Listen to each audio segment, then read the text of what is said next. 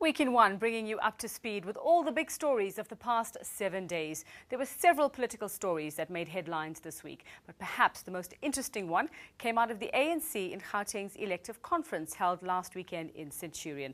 The provincial branch of the party said it's opposed to e-tolling in its current form. United in action to advance radical social, economic transformation. That was the ANC's theme at its 12th provincial conference. But the province's declaration on eTolls seems likely to put them on a collision course with government. Delegates here said they support the establishment of the Gauteng Review Panel, currently holding hearings into the economic impact of eTolls. Conference does not support the implementation of eTolls in their current form. The PEC will work with the national leadership on this matter to ensure that the ANC speaks with one voice.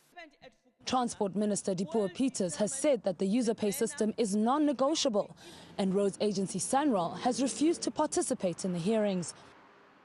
But the Gauteng ANC believes it can work with government to implement the outcomes of the review panel. The province is also actively gearing up for the 2016 local government elections. They're hoping to make up for the decline in support in this year's polls. Taking a stance against eTolls is likely to boost their campaign. Pagamile Hlubi, Pretoria. Then on Monday, after that strong stance against eTolls by the Gauteng ANC, President Jacob Zuma issued a statement denying he was angry with their position on the matter. He said, in fact, he welcomed the feedback and that national government was planning to engage with the provincial government on eTolls. Watch this space. Now to the latest chapter in the EFF's fight to get the president to pay back the money. The economic freedom fighters caused yet another storm in Parliament this week. 20 EFF members walked out of their disciplinary hearing saying the process was biased. The MPs face charges of misconduct after heckling President Jacob Zuma in Parliament nearly 2 months ago over Nkandla. It's an act of defiance that the EFF stands by. But the standoff could see 20 of its MPs suspended from Parliament for up to a month with no pay. They face a range of charges, including disrupting the proceedings of the National Assembly and ignoring the orders of the Speaker of Parliament. The Powers and Privileges Committee has been tasked with investigating the matter and recommending a suitable punishment if they are found guilty. Last week, the EFF failed in a bid for an urgent court interdict to stop the disciplinary proceedings. Now they want nothing to do with them. Chairperson, we are not going to be subjected to you and your ANC colleagues, and we have given reasons why. Malema argues that the hearing's outcome had been predetermined. What justice and fairness should EFF expect in a process where the judge is the ANC, the complainant is the ANC, the witness is the ANC, the prosecutor is the ANC, the House decision maker is ANC? You may as well hold this hearing at Luthuli House. The committee has rejected Malema's claims of bias and has agreed to continue with the hearing without the EFF. A verdict could be reached as soon as next week. Paula Charles, Parliament.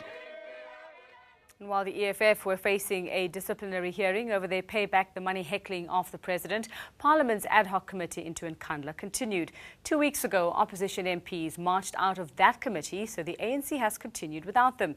They are considering whether the president should pay back a portion of the costs on upgrades to his Nkandla home, as recommended by the public protector. But on Thursday, a group of benefactors came forward offering to help him pay back the money. The offer was made in a letter. The Public Members Unit team says it's got the president's back. They're offering to pay back all that the public protector says is owed for Nkandla. Their letter was read out to the Nkandla committee.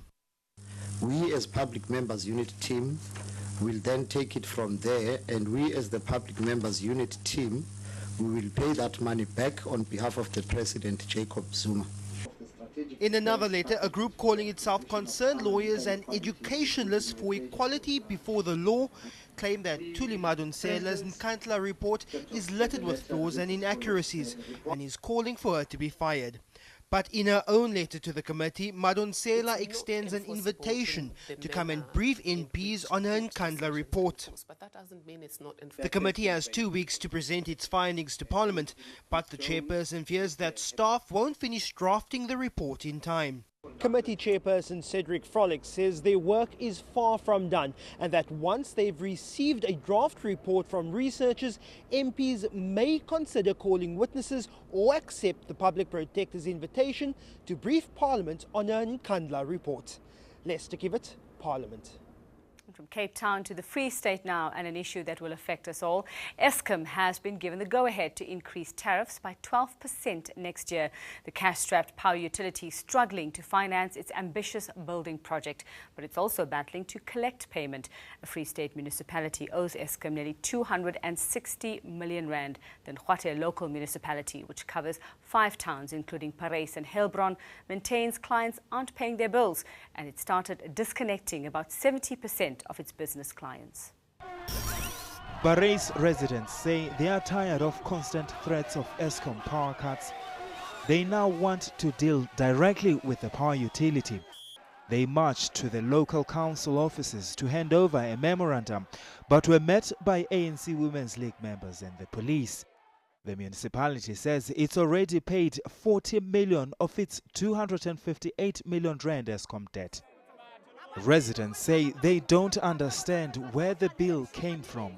We buy prepaid electricity in Parys, so we don't understand how the municipality got into this debt. The municipality blames residents and local businesses for not paying their bills, but says lights will remain on for those who pay their tariffs. There shall be no cut of electricity in the process. I think that one, we must be categorical about it, because that is a ticket that is used by people that wants to cause panic in communities. Government says it's exploring ways to assist municipalities. In respect of the Free State municipalities with all the stakeholders, and our aim is to connect the issue of viability to this issue as well. But more importantly, we should recognize as South Africans that one of the challenges that we have is that there's a creeping culture of non-payment that's developing, even amongst people who can afford to pay. A team comprising of municipal officials and national government will meet again in 2 weeks to discuss the matter. Malungi Lobui, Parys in the Free State.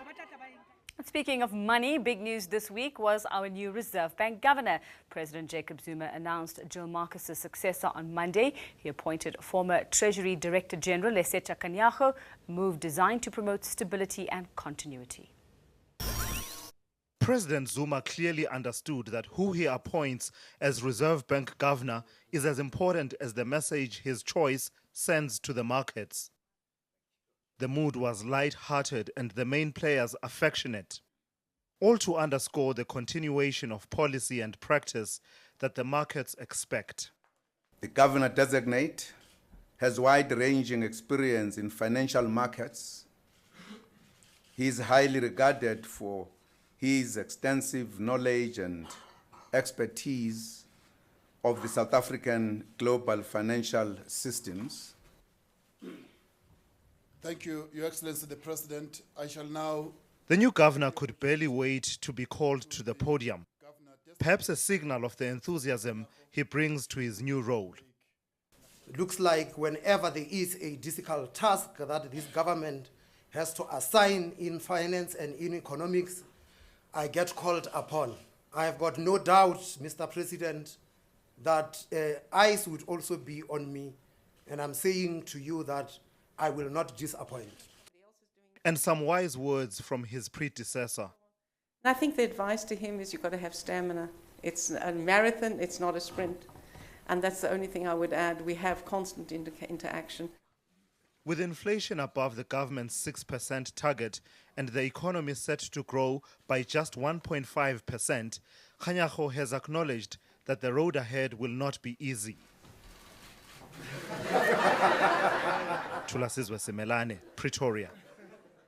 Well, let's move now to conflict in the Horn of Africa.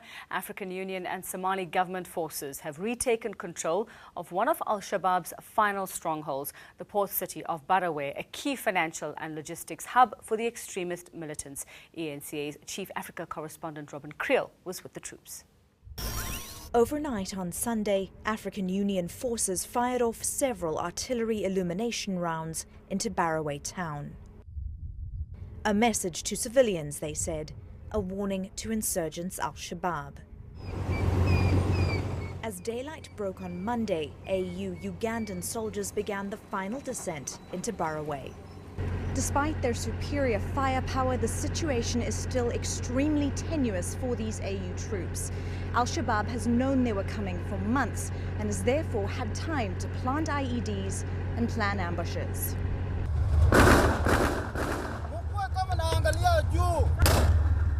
Militants fired on African Union forces using machine guns. The AU responded with might. Then came the ground operations. Take the other window.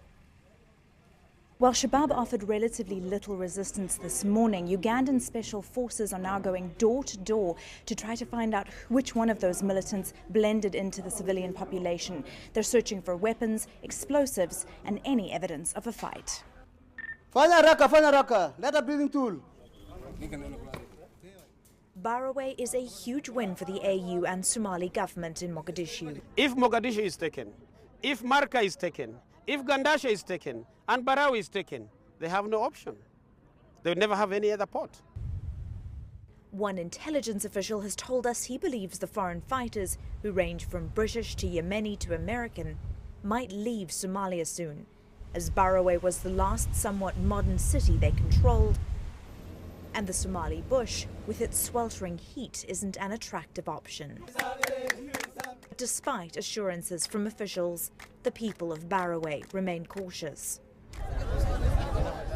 They haven't had a formal government or democratic rule of law for more than 2 decades. Most of these young people don't even know what an election is.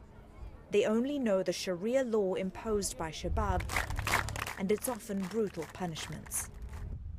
Robin Creel, Barawe, Somalia. After the break, we'll come back home and we'll look ahead to the Oscar Pistorius sentencing proceedings due to begin on Monday.